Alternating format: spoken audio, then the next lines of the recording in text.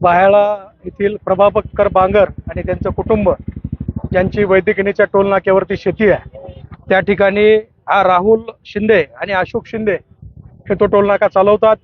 राहुल शिंदे आणि अशोक शिंदे हे 14 वर्षाचे जन्मठेप भोगून आलेले आरोपी आहेत. या आरोपींना त्या स्थानिकच्या आमदाराचा वरद असतंय अशी लोकांमध्ये चर्चा आहे. आणि टोल नाक्यावरती हे सतत येणाऱ्या जाणाऱ्या लोकांना मारहाण करत असतात. गाड्या अडवून मारहाण करणं, लोकांना बेदम मारणं हा त्यांचा नेहमीचा उद्योग आहे. आणि प्रभाकर बांगर आणि त्यांच्या कुटुंबाची त्या ठिकाणी शेती आहे. काल ते एका वाहन चालकाला मारत असताना त्यांचा एक मुलगा त्या ठिकाणी गेला, म्हणून अत्यंत जबर मारहाण त्या कुटुंबाला केली आहे. महिलांना सुद्धा मारहाण केली आहे. महिलांची छेडछाड झाल्याबाबत सुद्धा त्या कुटुंबाची तक्रार आहे. आणि एवढी मारहाण केल्यानंतर सुद्धा पाटोदा पोलीस स्टेशन याच्यामध्ये गांभीर्याने दखल घेत नव्हतं. म्हणून बाहेळा आणि पंचक्रोशीतील सर्व समाज बांधव SP साहेबांची आज भेट घेतली. SP साहेबांनी निर्देश दिलेत की ज्या शब्दामध्ये पीडित कुटुंब तक्रार देईल त्या शब्दामध्ये तक्रार नोंदवून घेतली जाईल आणि आरोपीवर तात्काळ अटकेची कारवाई होईल.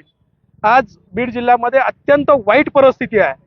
कुठल्याही भांडणामध्ये एखाद्या महिलेला पुरुषाला मारताना तो मरेल की जगेल याचा विचार केला जात नाही. कायदा आणि सुव्यवस्थेची परिस्थिती बीड जिल्ह्यात निर्माण झाली आहे.